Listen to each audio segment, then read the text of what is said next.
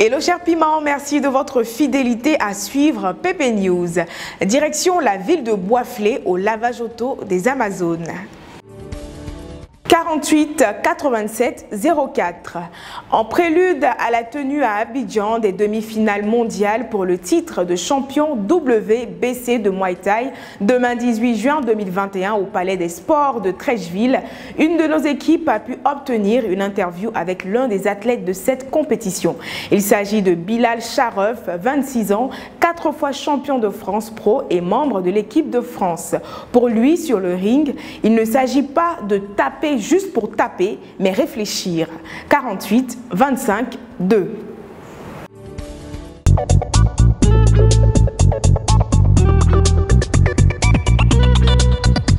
Donc moi je m'appelle Bilal Bakoucharov, je viens de Strasbourg en France. J'ai 26 ans, je suis 4 fois champion de France pro, membre de l'équipe de France. J'ai boxé plusieurs fois à l'international, fait médaille de bronze au championnat du monde, championnat d'Europe. Actuellement en Muay Thai, je suis numéro 1 dans ma catégorie, donc moins de 81, 77 kg.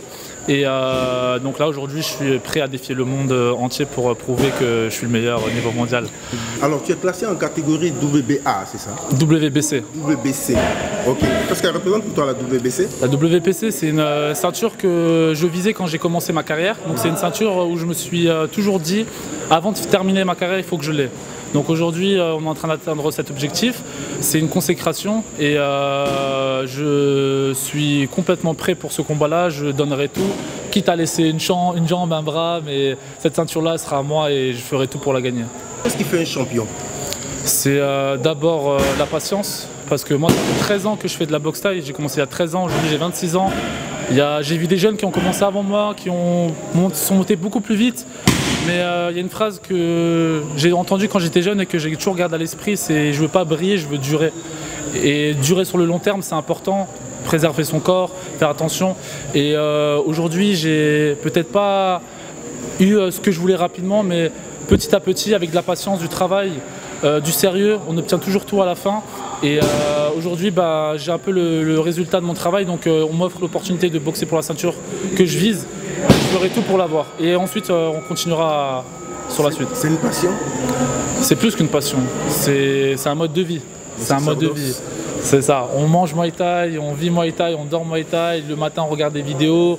On s'entraîne, j'entraîne. Je suis aussi entraîneur dans ma vie. Je gère le W-Fight Strasbourg. Donc j'ai un club aussi comme Oli. Donc on suit des jeunes, on les forme. On est un peu un modèle pour eux. Donc c'est important de rester toujours sérieux, de rester toujours tout droit et carré, parce qu'on montre l'exemple. Alors aujourd'hui, c'est un peu le résultat de tout le travail. Aujourd'hui, on essaie de représenter au mieux ce pourquoi on s'entraîne tous les jours, et c'est de défendre des valeurs sportives. Donc voilà.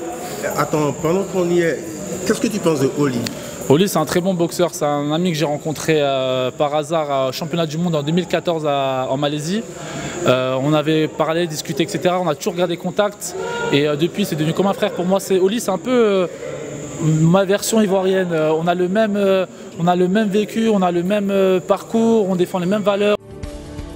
Généralement, dans les lavages auto, on a pour habitude de voir les hommes à la tâche. Mais à Boisflé, c'est tout le contraire. À la quête de l'information, nos reporters sont tombés sur un lavage auto dirigé par des femmes, de la patronne jusqu'aux employés. Reportage. Sérieux, hein. Je ne sais pas comment ça a commencé. Ou bien, qui est l'auteur de cette vision selon laquelle, quand on dit femme battante là, c'est une femme qui doit forcément porter les quais, jeans, et puis mettre gants dessus pour aller se battre. Ah, mais non, non. Soyons sérieux dans le pays là. Ah, quand on dit femme battante là, est-ce que vous-même vous connaissez même? Femme battante là, c'est ça qu'elle est là. Quand on dit femme battante là, c'est une femme non, qui fait bara sans se soucier de si c'est pour garçon ou bien c'est pour femme. Et tu me suis.